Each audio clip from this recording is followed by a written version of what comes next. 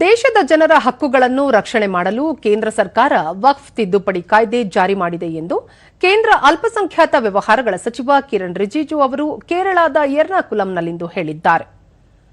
ಸುದ್ದಿಗೋಷ್ಠಿಯಲ್ಲಿ ಅವರು ಯಾವುದೇ ನಾಗರಿಕರ ಭೂಮಿಯನ್ನು ಅಕ್ರಮವಾಗಿ ಅಥವಾ ಬಲವಂತವಾಗಿ ಕಸಿಯಲು ಕಾನೂನಿನಲ್ಲಿ ಅವಕಾಶವಿಲ್ಲ. ಈ ಹಿನ್ನೆಲೆಯಲ್ಲಿ ವಕ್ಫ್ ತಿದ್ದುಪಡಿ ಕಾಯ್ದೆ ಜಾರಿ ಮಾಡಲಾಗಿದೆ. ವಕ್ಫ್ ತಿದ್ದುಪಡಿ ಕಾಯ್ದೆಯ ಕುರಿತು ವಿರೋಧ ಪಕ್ಷಗಳು ಜನರನ್ನು ದಾರಿ ತಪ್ಪಿಸುವ ಕೆಲಸ ಮಾಡುತ್ತಿವೆ. ಇದು ಸರಿಯಲ್ಲ. ಜೊತೆಗೆ ಯಾವುದೇ ಸಮುದಾಯವನ್ನು ಗುರಿಯಾಗಿಟ್ಟುಕೊಂಡು ಕಾನೂನು ತಂದಿಲ್ಲ ಎಂದು ತಿಳಿಸಿದ್ದಾರೆ. ಭೂಮಿ ಪ್ರತಿಯೊಬ್ಬರಿಗೂ ಅಮೂಲ್ಯವಾದದ್ದು. ಭೂಮಿ ಕಳೆದುಕೊಂಡರೆ ಎಲ್ಲವನ್ನೂ ಕಳೆದುಕೊಂಡಂತೆ. ಪ್ರತಿ ಇಂಚಿನ ಭೂಮಿಯ ರಕ್ಷಣೆ ಕೇಂದ್ರ ಸರ್ಕಾರದ ಆದ್ಯತೆಯ ವಿನಃ ಈ ಕಾಯ್ದೆ ಮುಸ್ಲಿಮರನ್ನು ಗುರಿಯಾಗಿರಿಸಿಕೊಂಡಿದ್ದಲ್ಲ. ಕೇಂದ್ರ ಸರ್ಕಾರ ಮುಸ್ಲಿಮರ ವಿರೋಧಿಯಲ್ಲ. ಹಿಂದೆ ಮಾಡಿರುವ ತಪ್ಪುಗಳನ್ನು ಸರಿಪಡಿಸಲು ಮತ್ತು ಜನರಿಗೆ ನ್ಯಾಯ ಒದಗಿಸಲು ಸರ್ಕಾರ ಇರುವುದು ಎಂದರು.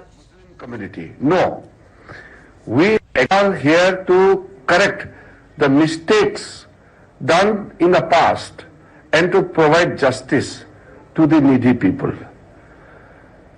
Let me also remind that it is not only other communities, not only Christian communities, but crores and crores of Muslim women, the poor Muslims, the destitutes, they are also deprived of the benefits which they should have got from the Waqf properties.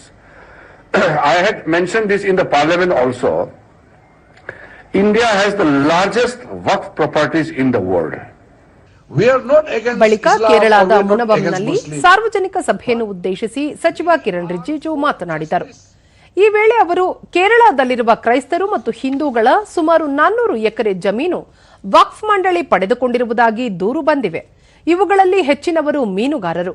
ಯಾವುದೇ ಕಾರಣಕ್ಕೂ ಭೂಮಾಲೀಕರಿಗೆ ಅನ್ಯಾಯವಾಗಲು ನಾವು ಬಿಡುವುದಿಲ್ಲ. ಈ ಕುಟುಂಬಗಳಿಗೆ ನ್ಯಾಯ ಒದಗಿಸಲು ಜಿಲ್ಲಾಧಿಕಾರಿಗಳಿಗೆ ಸೂಚಿಸಲಾಗಿದೆ. ಇಡೀ ವಿಷಯವನ್ನು ಮರುಪರಿಶೀಲಿಸುವಂತೆ ತಿಳಿಸಲಾಗಿದೆ ಎಂದರು.